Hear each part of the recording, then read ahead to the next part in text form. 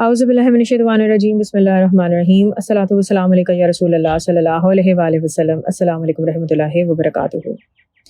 میں دوشیب کے ویڈیوز کے نیچے کامنٹس دیکھ رہی تھی تو ویڈیو 377 کے نیچے ایک بہن ہے جن کا آئی ڈی ہے شاید تثیر زہرا 2444 یعنی کہ 444۔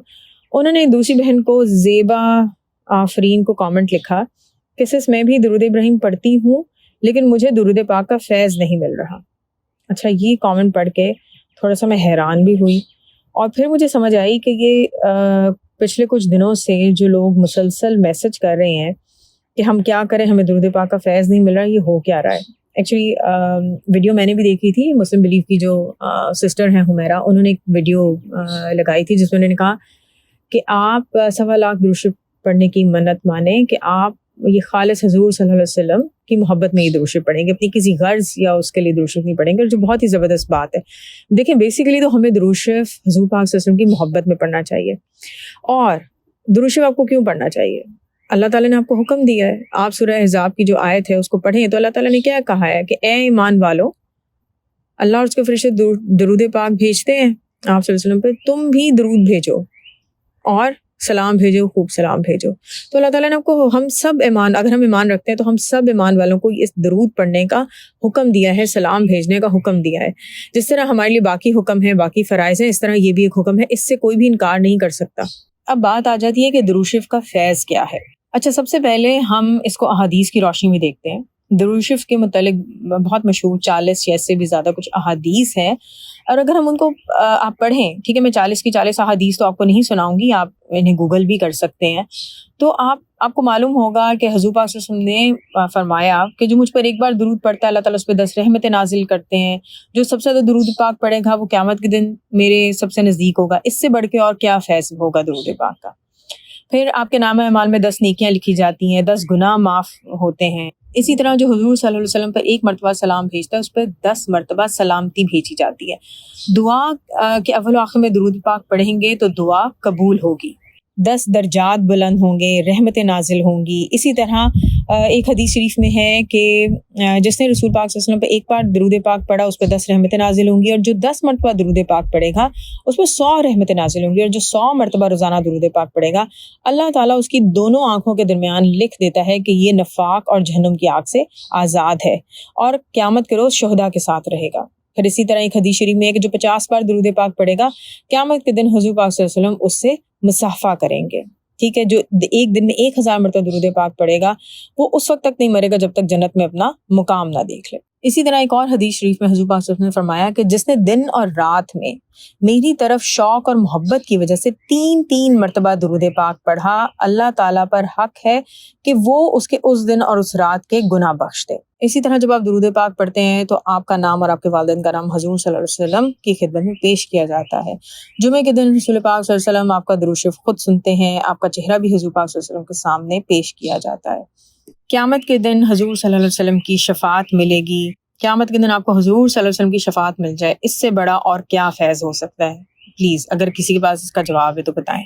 فرشتے آپ کے لیے استغفار کرتے ہیں، حساب کتاب سے جلد نجات مل جائے گی، گناہ معاف ہوتے ہیں، قرات اجر لکھا جاتا ہے۔ کثرت سے درود پاک پڑھنے والا قیامت کے دن اللہ تعالیٰ کے عرش کے سائے کے نیچے ہوگا۔ سبحان اللہ، کتنا ہی عظیم اجر ہے اور فیض ہے درود پاک پڑھنے کا۔ تو بات یہ آ جاتی ہے کہ اگر ہم درود شریف پڑھتے ہیں تو پھر ہم یہ کیسے کہہ سکتے ہیں کہ ہمیں فیض نہیں مل رہا؟ کیا ہمارے پاس کوئی پیمانہ ہے کہ ہمیں فیض نہیں مل رہا؟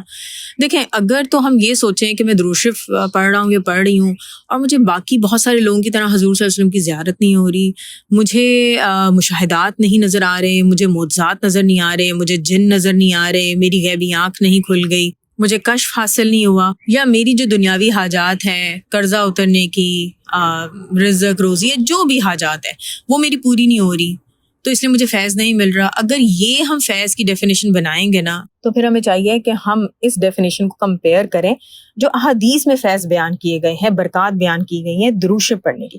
اتنی مشہور حدیث ہے جس میں حضرت کعب رضی اللہ عنہ کو حضور پاک صلی اللہ علیہ وسلم فرماتے ہیں کہ اگر تم اپنا سارا وقت درود شریف پڑھنے میں لگا دو گے تو یہ تمہارے لیے کفالت کرے گا، تمہارے مقاصد کو پورا کرے گا اور تمہارے گناہ دور کر دے گا۔ اب آپ بتائیں اس سے بڑھ کر اور کون سی گارنٹی ہمیں چاہیے کہ ہم درود شریف پڑھیں اور ہمیں فیض ملے؟ جب حضور پاک صلی اللہ علیہ وسلم نے فرما دیا ہے، اتنی احادیث آپ کے سامنے ہے کہ ایک مرتبہ درود شریف پڑھنے پر آپ کو اتنا کچھ عطا کیا جا رہا ہے، تو پھر اب کون سا فیض ہم لوگ ڈھونڈ رہے ہیں؟ اچھا، بہت سارے لوگ جو روحانی مشاہدات بہت ڈھونڈتے ہیں، تو میں آپ کو ایک واقعہ عرض کرتی ہوں. ایک بہن کا ہے، وہ کہتی ہیں کہ کثرت سے درود پاک پڑھتی تھیں، قرآن شریف بھی، تہجد میں کافی. تو کہتی ہیں اللہ کا کرم ایسا ہوا، انہوں نے مانگا نہیں لیکن somehow ان کی غیبی آنکھ کھل گئی. کہتی مجھے آہستہ آہستہ کر کے جیسے بہت سے جن کبھی کچھ اس طرح نظر آنے لگ گئے.